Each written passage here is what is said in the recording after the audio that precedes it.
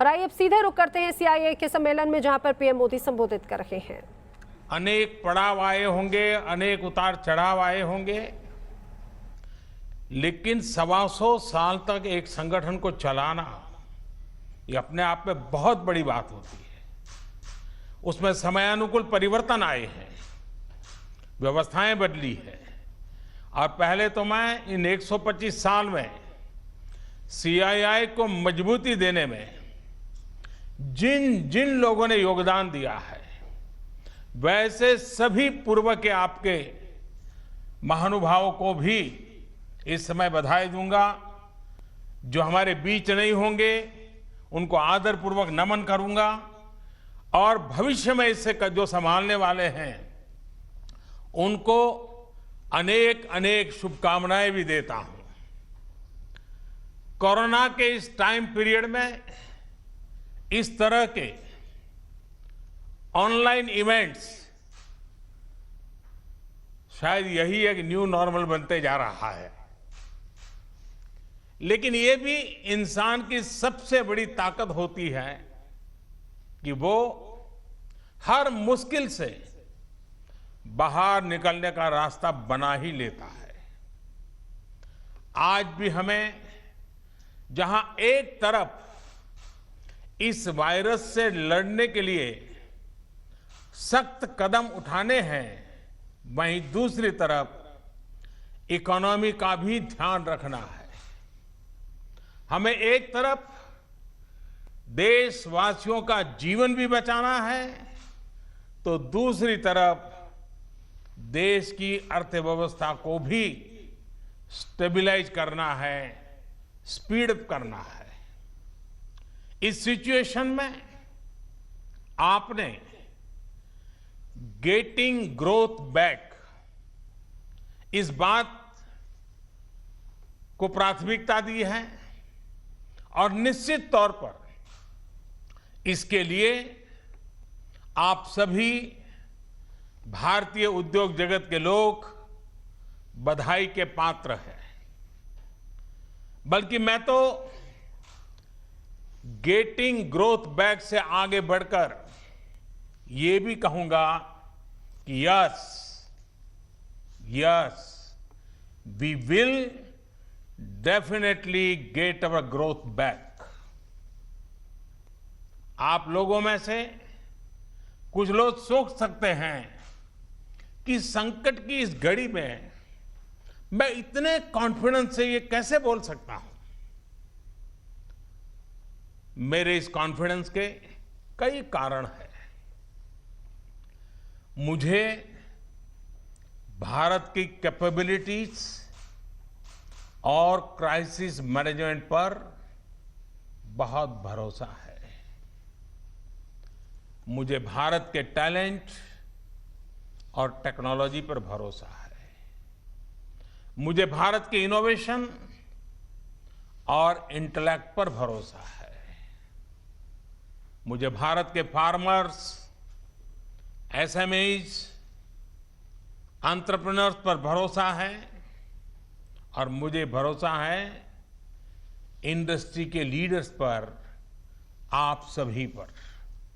इसलिए मैं कह रहा हूं, yes we will get our growth back. India will get its growth back. साथियों, कोरोना ने हमारी स्पीड जितनी भी धीमी की हो, लेकिन आज देश की सबसे बड़ी सच्चाई यही है कि भारत लॉकडाउन को पीछे छोड़कर अनलॉक फेज 1 में एंटर कर चुका है।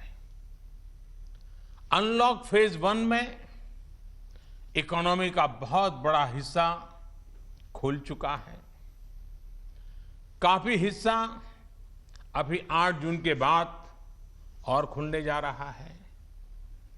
यानी गेटिंग ग्रोथ बैक की शुरुआत तो एक प्रकार से हो चुकी है। आज ये सब हम इसलिए कर पा रहे हैं क्योंकि जब दुनिया में कोरोना वायरस पैर फैला रहा था, तो भारत ने सही समय पर सही तरीके से सही कदम उठाए। दुनिया के तमाम देशों से तुलना करें तो आज हमें पता चलता है कि भारत में लॉकडाउन का कितना व्यापक प्रभाव रहा है। इस लॉकडाउन में भारत ने कोरोना से लड़ाई के लिए फिजिकल रिसोर्सेज को तैयार तो किया ही, हमने ह्यूमन रिसोर्स को भी बचाने का भरसक प्रयास किया है। ऐसे में अब सवाल ये है कि इसके आगे क्या। इंडस्ट्री लीडर्स के नाते आपके मन में ये सवाल जरूर होगा कि अब सरकार क्या करने जा रही है। आत्मनिर्भर भारत अभियान के बारे में भी मुझे पक्का विश्वास है कि आपके मन में भी मंथन चलता होगा, कुछ सवाल भी होंगे और ये बहुत स्वाभाविक है, ऑब्वियस है। साथियों, कोरोना के खिलाफ इकोनॉमी को फिर से मजबूत करना ये हमारी हाईएस्ट प्रायोरिटीज में से एक प्रमुख प्रायोरिटी है। इसके लिए सरकार जो डिसीजंस अभी तुरंत लेने जरूरी है वो तो एक के बाद एक ले ही रही है, लेकिन साथ साथ में ऐसे भी फैसले लिए गए हैं जो लॉन्ग रन में देश की मदद करेंगे। साथियों, प्रधानमंत्री गरीब कल्याण योजना ने गरीबों को तुरंत लाभ देने में बहुत मदद की है। इस योजना के तहत करीब 74 करोड़ बेनिफिशियरीज उनके घर तक राशन पहुंचाया जा चुका है। प्रवासी श्रमिकों के लिए भी फ्री राशन पहुंचाया जा रहा है। इसके अलावा अभी तक गरीब परिवारों को 53,000 करोड़ रुपीस यानी 53,000 करोड़ रुपए से ज्यादा की फाइनेंशियल असिस्टेंस दी जा चुकी है। महिलाएं हो, दिव्यांग हो, बुजुर्ग हो, श्रमिक हो, हर किसी को इससे लाभ मिला है। लॉकडाउन के दौरान सरकार ने गरीबों को 8 करोड़ से ज्यादा गैस सिलेंडर उनके घर तक मुफ्त में पहुंचा दिया है। इतना ही नहीं, प्राइवेट सेक्टर्स के करीब 50 लाख एम्प्लॉइज के खाते में 24% ईपीएफ कंट्रीब्यूशन भी सरकार ने किया है। इनके खाते में करीब 800 करोड़ रुपए जमा कराए गए हैं। साथियों, भारत को फिर से तेज विकास के पथ पर लाने के लिए, आत्मनिर्भर भारत बनाने के लिए 5 बातें बहुत आवश्यक है। इंटेंट, इंक्लूजन, इन्वेस्टमेंट, इंफ्रास्ट्रक्चर और इनोवेशन। हाल में जो बोल्ड फैसले लिए गए हैं उसमें भी आपको इन सभी की झलक मिल जाएगी। इन फैसलों के साथ हमने तमाम सेक्टर्स को फ्यूचर रेडी किया है। इसी वजह से आज भारत एक नए ग्रोथ ओरिएंटेड फ्यूचर की दिशा में बड़ी उड़ान के लिए तैयार है। साथियों, हमारे लिए रिफॉर्म्स ये कोई रैंडम या स्कैटर्ड डिसीजन नहीं रहे हैं। हमारे लिए reforms systematic, plan, integrated, interconnected और फ्यूचरिस्टिक प्रोसेस है। हमारे लिए रिफॉर्म्स का मतलब है फैसले लेने का साहस करना और उन्हें लॉजिकल कंक्लूजन तक ले जाना। आईबीसी हो, बैंक मर्जर हो, जीएसटी हो, फेसलेस इनकम टैक्स असेसमेंट की व्यवस्था हो, हमने हमेशा व्यवस्थाओं में सरकार के दखल को कम करने, और मैंने तो लाल किले पर भी कहा था कि लोगों से, जिंदगी से सरकार को जितना हम कम कर सकते हैं हम करना चाहते हैं। प्राइवेट एंटरप्राइज के लिए एनकरेजिंग इकोसिस्टम खड़ा करने पर हम लगातार बल देते रहे हैं, कदम उठाते रहे हैं। इसी वजह से सरकार आज ऐसे पॉलिसी रिफॉर्म्स भी कर रही है जिनकी देश ने एक प्रकार से उम्मीद भी छोड़ दी थी। लोगों ने मान लिया था भाई ये तो हमारे देश में नहीं हो सकता है, ऐसी चीजें होने लगी हैं। अगर मैं एग्रीकल्चर सेक्टर की बात करूं तो हमारे यहां आजादी के बाद जो नियम कायदे बने उसमें किसानों को बिचौलियों के हाथों में छोड़ दिया गया था। किसान कहां फसल बेच सकता है, कहां नहीं बेच सकता है, इस तक के नियम बहुत सख्त थे। किसानों के साथ दशकों से हो रहे अन्याय को दूर करने की इच्छा शक्ति हमारी सरकार ने दिखाई है। एपीएमसी एक्ट में बदलाव के बाद अब किसानों को भी उनके अधिकार हासिल होंगे। किसान अब जिसे चाहे, जहां चाहे और जब चाहे अपनी फसल अपनी शर्तों पर, किसान की शर्तों पर वो फसल बेच सकते हैं। अब कोई किसान अपनी फसल देश के किसी भी राज्य में ले जाकर बेच सकता है। पहले तो इस पर भी बंधन थे। साथ ही वेयरहाउसेस में रखे अनाज या एग्रीकल्चर प्रोडक्ट्स अब इलेक्ट्रॉनिक ट्रेडिंग के जरिए भी बेचे जा सकते हैं। आप कल्पना कर सकते हैं इससे एग्री बिजनेसेस के लिए कितने नए रास्ते खुलने जा रहे हैं। साथियों, इसी तरह हमारे श्रमिकों के कल्याण को ध्यान में रखते हुए रोजगार के अवसरों को बढ़ाने के लिए लेबर रिफॉर्म्स भी किए जा रहे हैं। जिन नॉन स्ट्रेटेजिक सेक्टर्स में प्राइवेट सेक्टर को इजाजत ही नहीं थी, उन्हें भी खोला गया है। आपका ध्यान इस पर भी गया होगा कि सबका साथ, सबका विकास, सबका विश्वास के रास्ते पर चलते हुए हम वो फैसले भी ले रहे हैं जिसकी मांग बरसों से हो रही थी।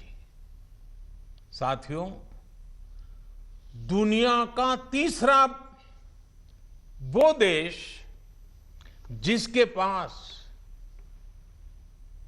बहुत बड़ी मात्रा में कोयले का भंडार हो, कोल रिजर्व हो, जिसके पास आप जैसे साहसी और उद्यमी व्यापार जगत के लीडर्स हो, लेकिन फिर भी उस देश में बाहर से कोयला आए, कोल इंपोर्ट हो, तो उसका कारण क्या है?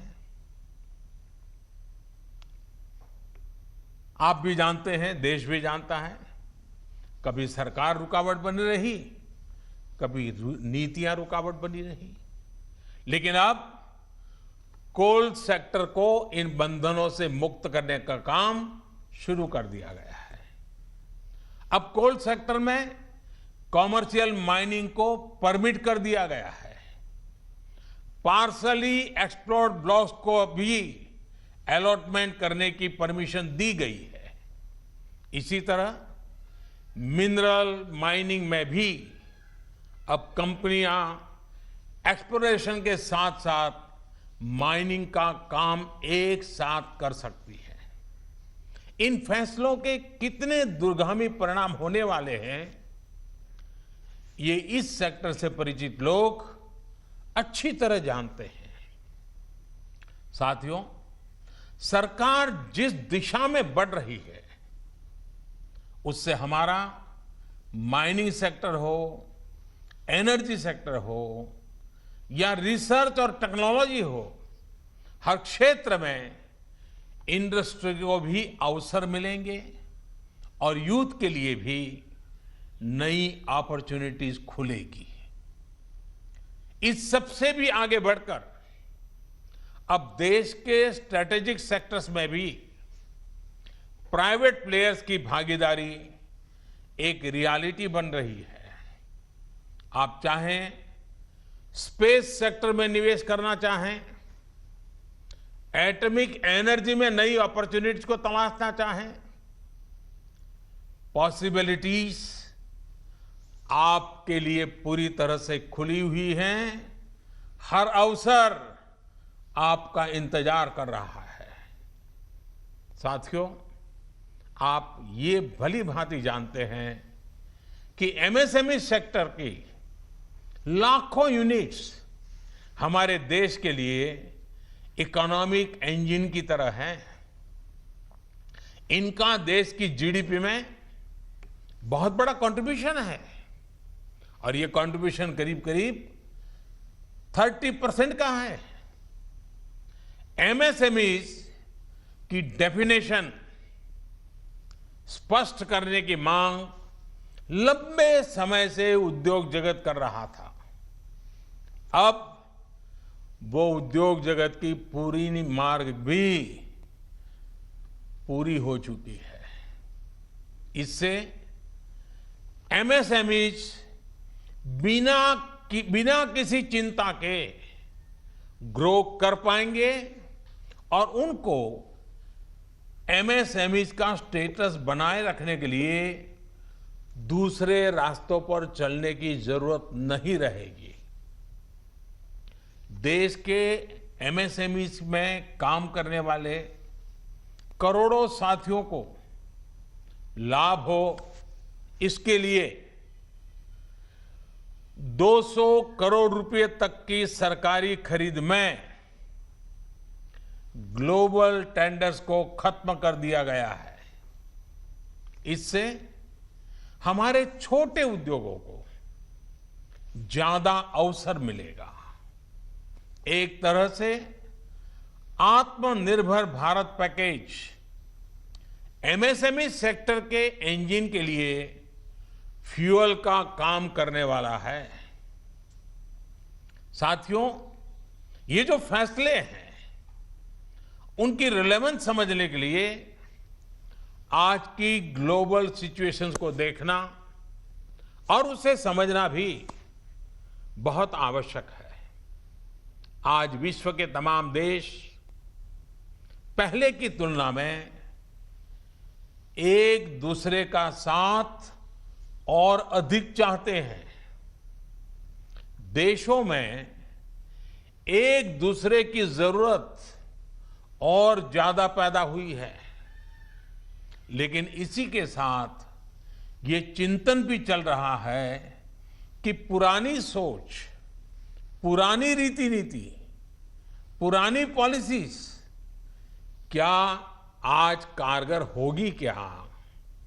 स्वाभाविक है कि इस समय नए सिरे से मंथन चल रहा है और ऐसे समय में भारत से दुनिया की अपेक्षा, एक्सपेक्टेशंस और बढ़ी है।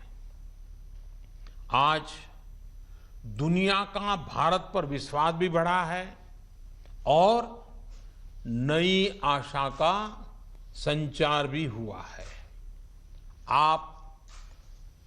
आपने भी देखा है कि कोरोना के संकट में जब किसी देश के लिए दूसरे की मदद करना मुश्किल हो रहा था,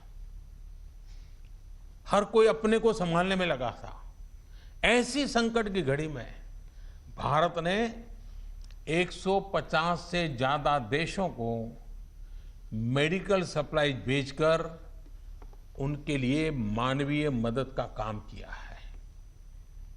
साथियों, world is looking for a trusted reliable partner. Bharat में पोटेंशियल है, स्ट्रेंथ है, एबिलिटी है। आज पूरे विश्व में भारत के प्रति जो ट्रस्ट डेवलप हुआ है, उसका आप सभी को, भारत की इंडस्ट्री को पूरा फायदा उठाना चाहिए। ये आप सभी की जिम्मेदारी है, सीआईआई जैसे संगठनों की जिम्मेदारी है कि मैन्युफैक्चर्ड इन इंडिया के साथ ट्रस्ट, क्वालिटी, कॉम्पिटिटिवनेस तीनों जुड़ा हो। आप 2 कदम आगे बढ़ाएंगे, सरकार 4 कदम आगे बढ़कर आपका साथ देगी। प्रधानमंत्री के तौर पर मैं आपको भरोसा दे रहा हूं कि मैं आपके साथ खड़ा हूं।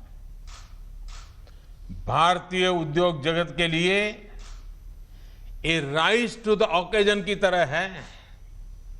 Trust me, getting growth back इतना मुश्किल भी नहीं है। और सबसे बड़ी बात कि अब आपके पास, इंडियन इंडस्ट्रीज के पास एक क्लियर पाथ है। आत्मनिर्भर भारत का रास्ता, सेल्फ रिलायंट इंडिया का पाथ। आत्मनिर्भर भारत का मतलब है कि हम और ज्यादा स्ट्रांग होकर दुनिया को एम्ब्रेस करेंगे। आत्मनिर्भर भारत वर्ल्ड इकोनॉमी के साथ पूरी तरह इंटीग्रेटेड भी होगा और सपोर्टिव भी। लेकिन ध्यान रखिएगा, आत्मनिर्भर का मतलब ये भी नहीं है कि हम स्ट्रैटेजिक क्षेत्रों में किसी पर निर्भर रहें। हम उस स्थिति में नहीं रहना चाहते। It is about creating strong enterprise in India, enterprises that can become global forces. It is about generating employment. It is about empowering our people to come out and create solutions that can define the future of our country. हमें एक ऐसी robust local supply chain के निर्माण में invest करना है। तो CII की 125वीं वर्षगांठ पर प्रधानमंत्री नरेंद्र मोदी को आप सुन रहे थे।